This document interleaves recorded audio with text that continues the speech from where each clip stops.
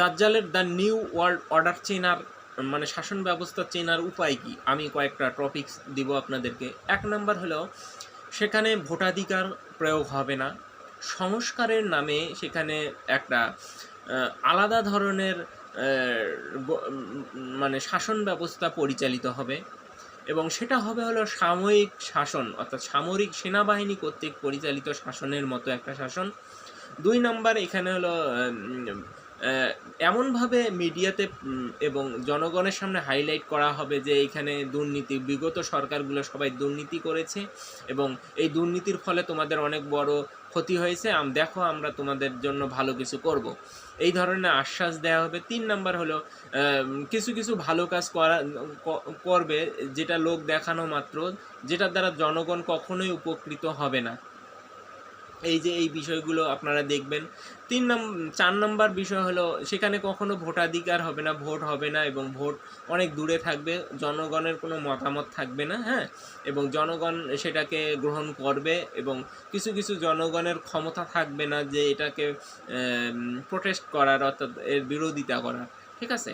Are the new world অর্ডারের সবচেয়ে গুরুত্বপূর্ণ বিষয় হলো, প্রথমে ভালো কাজ করো, ভালো কাজ দ্বারা মানুষকে আকৃষ্ট করো, পরবর্তীতে খারাপ কাজে লিপ্ত হবে, তলে তলে তারা খারাপ কাজ করবে, এটা একটা বিষয়। তো নিউ ওয়ার্ল্ড অর্ডারের হাত থেকে গোটা বিশ্ব এখন আর বাঁচতে পারবে না, এটা হলো একটা বিষয়।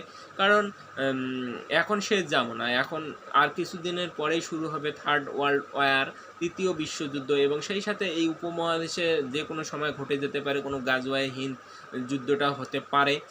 তো তো আপনি এই গাজওয়ায়ে হিন্দ তৃতীয় বিশ্বযুদ্ধেরই একটা অংশ, হ্যাঁ।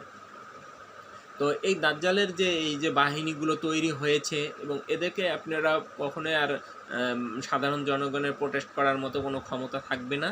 এবং আপনি যদি মোহাম্মদ কাসিমের স্বপ্নগুলো বেশি বেশি পড়েন, তাহলেই বুঝতে পারবেন যে এই উপমহাদেশ এবং মিডিল ইস্টের যে অবস্থা, দেখেন আপনার সরকারগুলো কিন্তু কোনো ক্ষমতা নেই। অর্থাৎ দেখেন, ইসরায়েল ফিলিস্তিনে বোম ফেলতেছে, একের পর এক নিরীহ মুসলিমদেরকে মারতেছে, শিশু, বৃদ্ধ, নারী, বয়স্ক লোকদেরকে যে মারতেছে,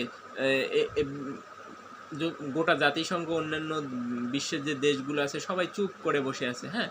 এই যে বিষয়গুলো, এই বিষয়গুলো কিন্তু নিউ ওয়ার্ল্ড অর্ডারের একটা অংশ। কারণ এই সরকারগুলো বিশ্বের মধ্যে যে 57টা মুসলিম দেশ আছে, কেউ কোনো প্রতিবাদ করতে পারতেছে না। কারণ হলো, এই 57টা দেশের যে সরকার আছে, 57টা দেশের সরকারই হলো নিউ ওয়ার্ল্ড অর্ডারের এজেন্ট, তাদেরকেই মূলত ওদের নিজস্ব লোককেই বসিয়েছে। তাই এই সরকারগুলো কখনোই এর প্রতিবাদ করবে না, এক নম্বর বিষয়। দুই নম্বর বিষয় হলো, এখানে সাধারণ জনগণ শুধুমাত্র প্রতিবাদ করতেছে, কিন্তু সাধারণ জনগণের কোনো ক্ষমতা নেই। আর আপনি সরকার বসিয়েছেন নিজের, এবং নিজের যে সেনাবাহিনী আছে তারাও কিন্তু সেই নিউ ওয়ার্ল্ড অর্ডার, অর্থাৎ দাজ্জালেরই এজেন্ট, ঠিক আছে। এটা আপনাকে বিশ্বাস করতে হবে। তাই মোহাম্মদ কাসিমের স্বপ্নগুলো বেশি বেশি পড়ুন, তাহলে অনেক কিছু বুঝতে পারবেন। মোহাম্মদ কাসিম কিন্তু এটাই বোঝাতে চাচ্ছেন তিনি স্বপ্ন দ্বারা, যে তৃতীয় বিশ্বযুদ্ধ আসন্ন, এবং এখান থেকে আপনি এই স্বপ্ন দ্বারা আপনি কি করতে পারেন।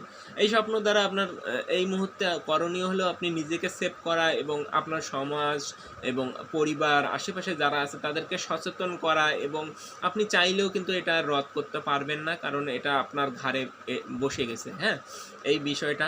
তো আপনারা এখন থেকে সচেতন হন, মোহাম্মদ কাসিমের স্বপ্নগুলো পড়ুন, এবং অবশ্যই এর আপনারা সমাধান এবং কি করণীয় এগুলো বুঝতে পারবেন, এবং নিজেকে তৈরি করুন। তো ধন্যবাদ সবাইকে, আল্লাহ হাফেজ।